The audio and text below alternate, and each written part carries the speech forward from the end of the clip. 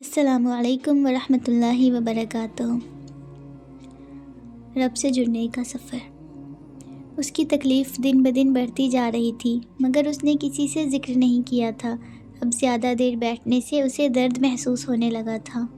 ایک چوٹ ہی تو تھی، اب مہینہ ہونے کو ہے، اب تو درد ختم ہو جانا چاہیے تھا۔ بریک کے دوران کلاس روم میں بیٹھے ہوئے اس نے سوچا، السلام علیکم ورحمۃ اللہ، کیسی ہیں آپ؟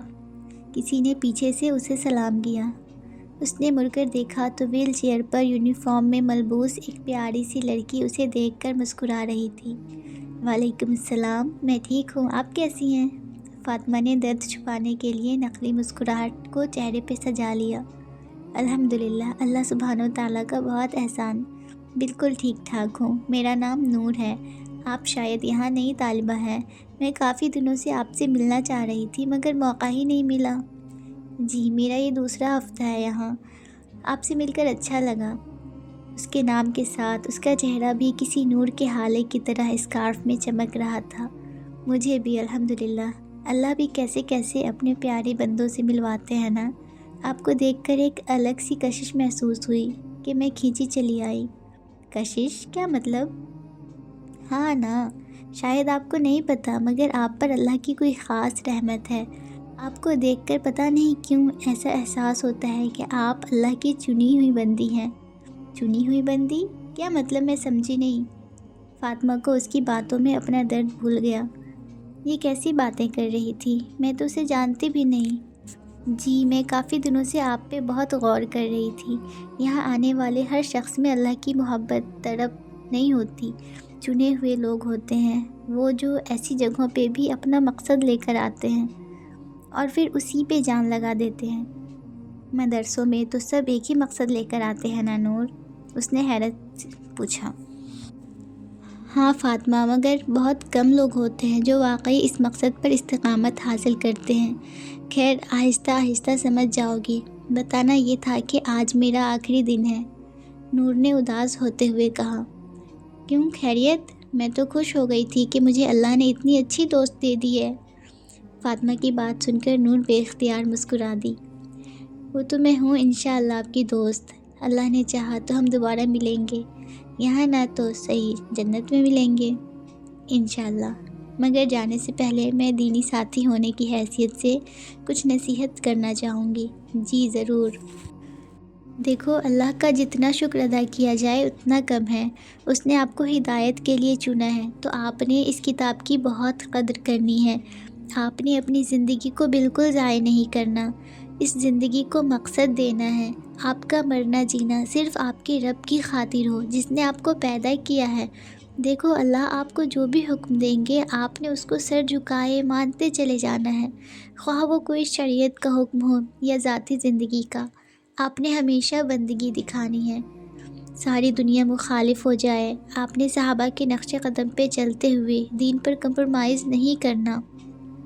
اور سنو، اللہ کی رضا کو، اس کے دیدار کی حصول کو، اس کی جنت کو اپنی زندگی کا مقصد بنا لو، اسے موٹیویشن بناؤ، اس کے لیے ایسی طرف رکھو کہ آپ کو اس رب کے لیے کچھ بھی مشکل نہ لگے۔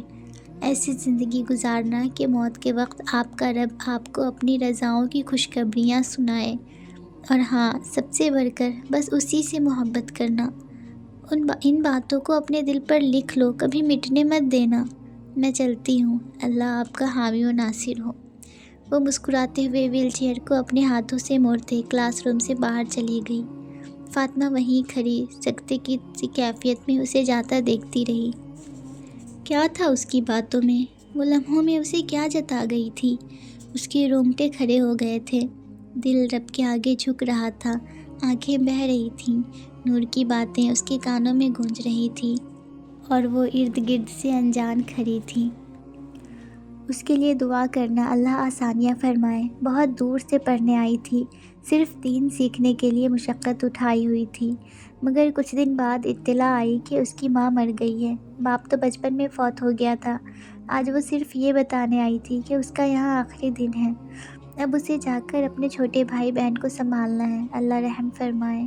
یہ فاطمہ کی کلاس فیلو طیبہ کی آواز تھی۔ اس کی بات سن کر فاطمہ کو مزید جھٹکا لگا، دماغ معوف ہو گیا۔ اتنا صبر، اتنا سکون، اس حالت میں بھی اس نے اپنے حواس نہیں کھوئے۔ یہ کس دنیا کے لوگ تھے جو اتنے ٹوٹے ہوئے اور دوسروں کو سمیٹ رہے تھے؟ فاطمہ سکتے میں اپنی کرسی پہ جا گری۔ نائلہ کا رشتہ آیا ہے شہریار، بہت اچھے اور بڑے گھر کے لوگ ہیں۔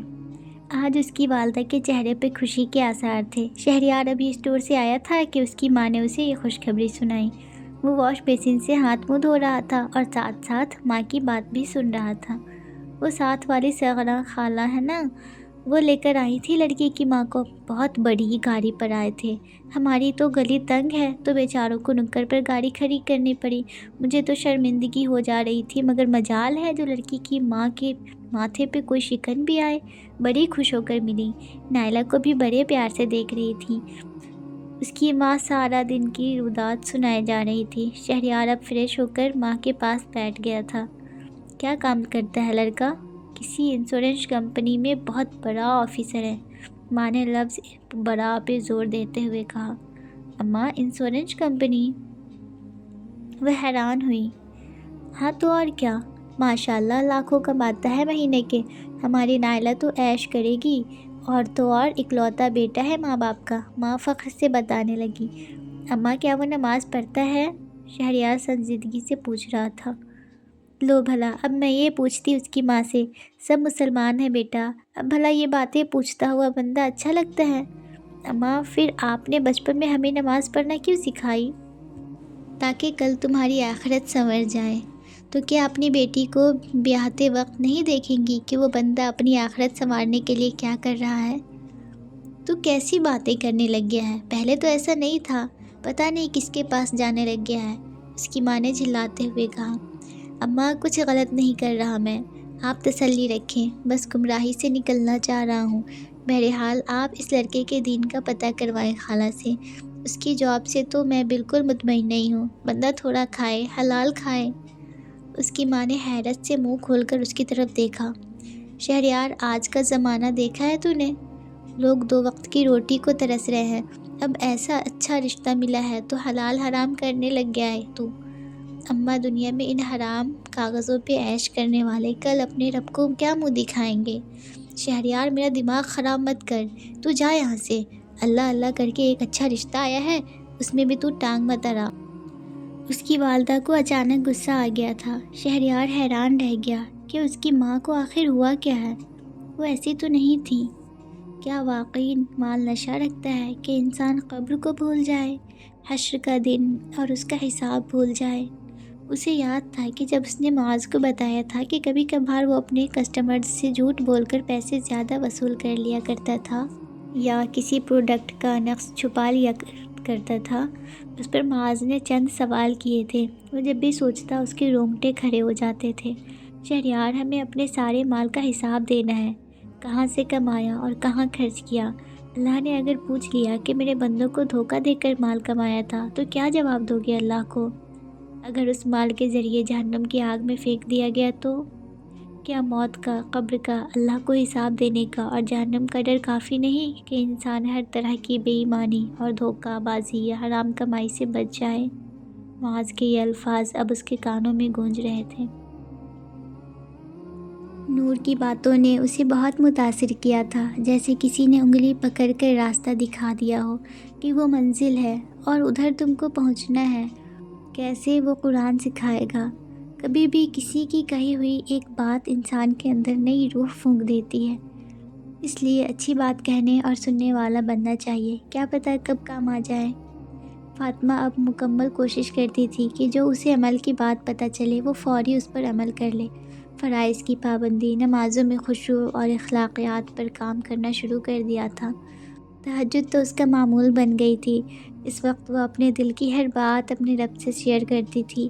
چھوٹی چھوٹی سنتوں پر عمل کرنا اس کا شوق بن گیا تھا، خصوصاً جب اس نے یہ آیت پڑھی تھی، اے پیغمبر، لوگوں سے کہہ دو کہ اگر تم اللہ سے محبت کرتے ہو تو میری اطاعت کرو، اللہ تم سے محبت کرے گا اور تمہاری خاطر تمہارے گناہ معاف کر دے گا، اور اللہ بہت بڑا معاف کرنے والا، بڑا مہربان ہے۔ سورہ آل عمران آیت 31۔ اسے اللہ کی محبت پانی تھی، ہر سنت پر عمل، وہ اسی نیت سے کرتی تھی کہ اللہ مجھے آپ کی محبت چاہیے۔ دنیا کی محبتوں کی حقیقت دیکھنے کے بعد ہی انسان اللہ کی محبت کا مزہ چکھ سکتا ہے، اور وہ ان حقیقتوں کو اپنی آنکھوں سے دیکھ چکی تھی۔ دنوں سے ہفتے اور ہفتوں سے مہینے گزرتے چلے جا رہے تھے۔ مسز ریان نے فاطمہ کا زیادہ نوٹس نہیں لیا تھا۔ دیکھتی تھی کہ بیٹی پہلے سے زیادہ بات مانتی ہے، ان کا خیال رکھتی ہے، محبت اور ادب لہجے میں بڑھ گیا ہے، تو اس چیز نے ان کا دل فاطمہ کے لیے نرم کر دیا تھا۔